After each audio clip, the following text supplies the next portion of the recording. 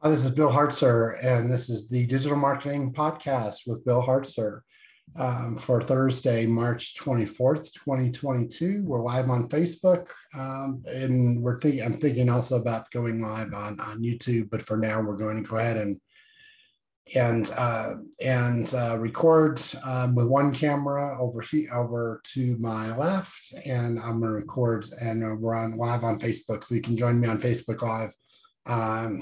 Every Thursday around this time, which is around 1:30 Mountain Time. So as a quick reminder, if you're listening to the audio on any one of your podcast stations, you can and podcast channels, you can also catch the video on the Hartzer Consulting YouTube channel as well, and see the live video. Some cases this is helpful because of the fact that I may share screens, and this in particular day I'm going to be sharing my screen in particular, and so you can have good view of what's going on. However, you may just want to listen at this point. I'm going to go ahead and share my screen, and we'll get started. If you're on Facebook Live, I'm not able to really do that right now, but let me share this screen over here. Let's see. Okay, move a few things out of the way. So basically, so a couple things for this week as far as news. So there are people talking about a Google update. I'm hearing dates. Today is the 24th of March. I'm hearing dates where it occurred, basically starting around March 7th and 8th. I'm hearing dates around March 4th. So March 4th, March 7th, March 8th. However, in my particular case, I know there are a few very few different situations where I'm seeing massive jumps in rankings for some sites that I've been working on that started around the 21st, 22nd. One in particular had a very huge spike on the 22nd. It is, I think, right now, honestly, there haven't really been any official statements as far as I know, and what this last update targeted. And honestly, it's too early to know if we will ever know. Speculation around it. So also in the news this week, Google is pausing ads. We're talking about Google Ads, formerly called Google AdWords. Google Ads. Google is pausing ads that exploits, dismisses, or condones the Russian-Ukraine war. So anything that is essentially it's going to be ad copy, probably not particularly specifically to websites, unless you've created a website that is related to this subject of the Russia-Ukraine war. However, if you are using ad copy that mentions the Russian-Ukraine war or something similar to that, then they will probably pause your ad, especially if you have information about in the ad copy dismissing or condoning the war. So that's what Google has done at this point. Also, that's Google Ads, formerly Google AdWords. So they're taking care of that. So also, there is a new Google Partners Directory. So that is not live now. So if you are a Google partner, this website is partnersdirectory.withgoogle.com. So keep in mind, it's not google.com, it is withgoogle.com. And that's they chose to make it to not put it on google.com, but to make this use a separate domain. So Google Partners Directory, there's not a lot of information about about it. There are 2378. Actually, half an hour ago there were 2379 Google partners listed. There's one that's been removed in the past half an hour. So anyway, so basically it is alphabetical, and they do say here sorted A to Z. This is worldwide 2378 Google partners, and these are organizations that where people have or where they're certified, and there are some agencies, companies that are certified with addition, with more certifications, and some that have less. So, for example, this one here has search, display, and video certifications. The others have search, display, video, shopping, and apps, and so forth. So their certifications vary, and it's all alphabetical. Even the search, even when you do filter down by country, for example, it's all alphabetical. And so basically, number one up blue in Poland is listed first in the directory, and because of the fact that because of the name, that's it. If you actually go to one of the listings, there's not much there. There's just a link to visit the website. That's it. I've not looked to see if this is a no follow or do follow link. However, it just shows the certifications. It really does not show anything else. And all these pages behind this information here, other than the name, the link to the website, and what certifications they have, it's all the same for everybody. And there's no unique statement about the company or whatever. It's just a link to the website. That's it. So that's all we're seeing. So it is worth mentioning though, there's directory. I have not, and I'm going to do a quick search to see if Google, so right now, in fact, Google does not appear to be indexing that particular site. And if I go to a listing, so there's no pages. So it is partners directory with google.com/partners. And, they're not allowing that to get indexed. And check one more thing. And they don't even have a partners directory with google.com does not have a robots.txt file. So for some reason, maybe they're treating it just like everything else, that where it's just taking time for them to index. But again, this search here, like I said, has no results. I will be monitoring this to see if it actually is, since it's not in Google, and then probably, maybe the links don't count. And I didn't look to see if there are no follow links or not. Worth mentioning, worth watching. So at this point, Twitter communities. So Twitter communities is really just starting. And I do have I do want to, it is social media related. That's why I'm kind of bringing this up. I do want to actually tie this back to some SEO. So Twitter communities, and this is my Twitter account, or one of my Twitter accounts, BHartzer. And if you're not following me, twitter.com/BHartzer, go ahead and follow me. And hopefully I will provide some good, good information for you. So anyway, so what I would suggest to you is, if you have an account, Twitter account, go to your, it's basics, go to the three dots, look at Twitter professionals, and sign up for Twitter professionals. Because and if you are in an organization, what I recommend is you have that you set it for or to be an organization. If you are an individual, then you will want to choose that option. There's two options to choose there, and so pick one of those. it should be pretty obvious if you're an organization or that particular account is an individual. Twitter Blue is the paid option, and doesn't really have anything to do with whether or not you can get communities or not.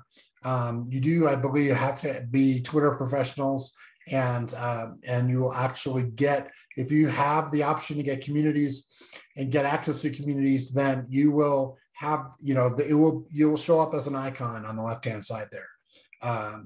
And so anyways, going back, you need Twitter professionals, I believe. And then if you're not seeing communities, then it may be just some time. I believe they're rolling it out in the U.S. first, because everybody I know in the U.S. Who have communities are in the U.S. and people who have even more followers and probably a more powerful account than I do on Twitter. They're, for example, I know someone who is out of the country, not in the U.S. and they don't have communities yet. I just noticed that it was just asked by Twitter, but with a pop-up, to be able to create Twitter communities. So I created an SEO community, I created a domain names community, and I joined the marketing Twitter community. So if I go to communities, this is what I see. This is, these are the content. The way Twitter communities work is you join, and when you make a tweet, you have this drop down. You can make a tweet and you can send it just to a certain community, SEO, domain names, marketing, Twitter, or whatever, or you can do everyone. I am not sure if when you make a tweet, I am not sure if when you make a tweet, if you do it to everyone, that it will also show up in these. I don't think it will. I believe it's just so everyone, on your particular Twitter feed. Like if I posted something that's not related to SEO or domain names or marketing or anything, it shouldn't really be automatically put into those communities. But however, that's how you're going to tweet into those, and you get this drop down. That's good to know. So if I go back to my communities and a little bit about, if you're a moderator, there's a couple different, you go up to the options. Okay, and people can report tweets to you, and you can, as moderator, you can do that. You can add, there's rules. You can choose your own rules and add, delete, edit them, and so forth. And same thing with as far as settings go. As far as settings go, you have option to select and change the cover photo for the community name. The purpose, I have a description here, and also the membership type. So you can choose whether or not to basically allow anybody to join the community, or you can have it restricted. If it's restricted, then people must ask to join, and then the moderator team, whoever moderator on this community, must approve the requests, and then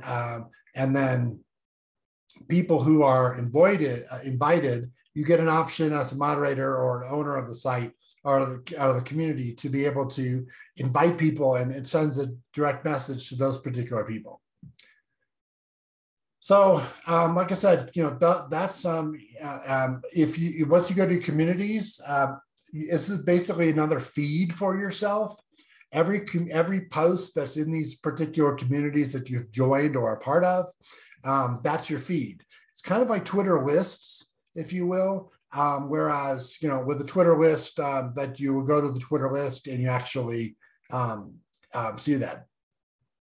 Since the community is open versus restricted, we're not. I am not sure whether or not. I'm not sure whether or not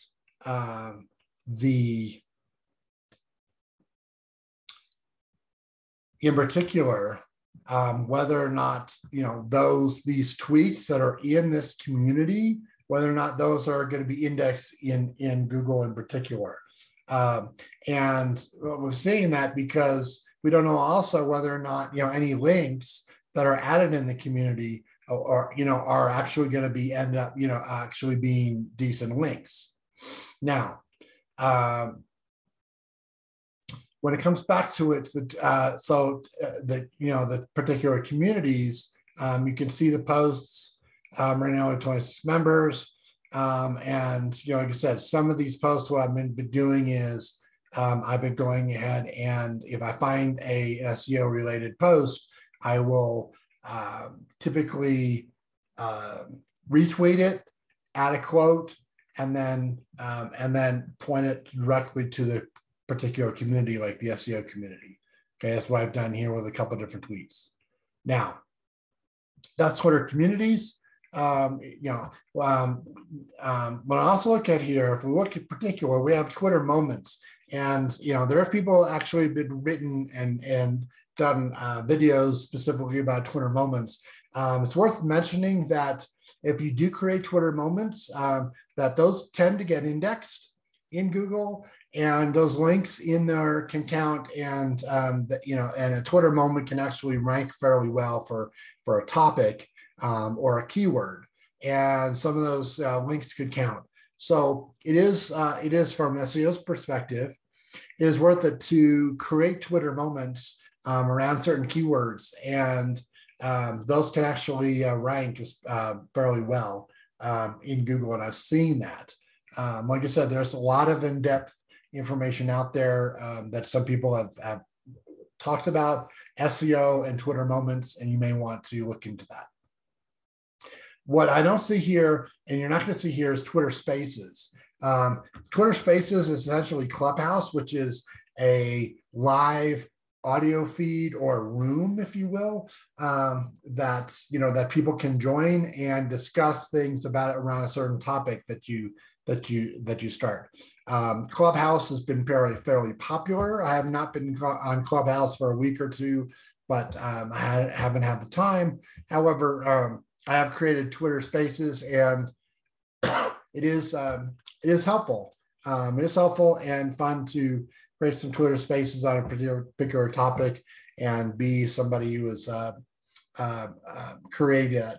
Must be done on mobile and as well. And it's not really available on desktop.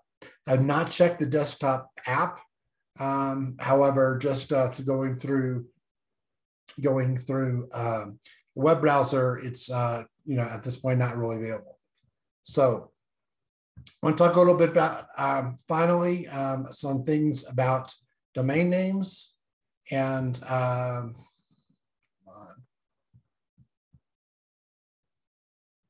hey, what about domain names and domain name update this week? Worth noting, so it has a situation where so I was asked in particular, actually there's through a thread, there's actually a thread on the domain, one of the domain name communities or subreddits on Reddit, asking about what the value is of a particular domain name. So that particular domain name is I don't remember I would tell you, but I don't remember the actual domain. I'd have to look it up. If you want to know the name, I can get it to you. But it has the character's name Jar Jar Binks or Jar Jar in the name, and that is specifically related to a character in Star Wars. So and that's that. It has something, something keyword, something jarjar.com. Okay, and it's very clear that it's related to Star Wars. And this person, owns the domain name. They had a website that was essentially a fan website, but they actually sold products related to the Jar Jar character, the Star Wars character. So I basically, my response was related to the value of that character. My response in particular is that domain is worthless. And in fact, in this particular case, the domain name with, related to Jar Jar, this character from Star Wars, it's a very risky domain. It's a risky domain in particular because of the fact that essentially they're not the owners of the rights to that name. They're not, they're not Disney and not Lucasfilms. Now the response, from this person who owns the name, and obviously, they see some value in it. However, they need to understand the fact that, the fact that it's a risky domain. So when it comes down to it, their response to me, telling them that it's a risky domain and it doesn't have value, was that they have, they actually have permission from employees at Disney and employees at Lucasfilms, and that they said they like the site and that they are fine with it. He did say that they don't want him to be selling T-shirts on the side. I understand he maybe has all sorts of other information about the character, and essentially they see it as a fan site, and that also that he may be selling. This person may be domain owner had the site, and they may have been selling merchandise, related to that character. That's all fine, fine dandy. They do have, that's great. They have that person who owns the domain currently has permission. Okay. I asked if they had the permission in writing. I haven't gotten a response. Most likely not. He said that they have talked to people. We don't know whether that is, just a direct message on Twitter or tweets or something like that. But for whatever reason, that's fine, and that Disney and Lucasfilms has no problem. Does not mean that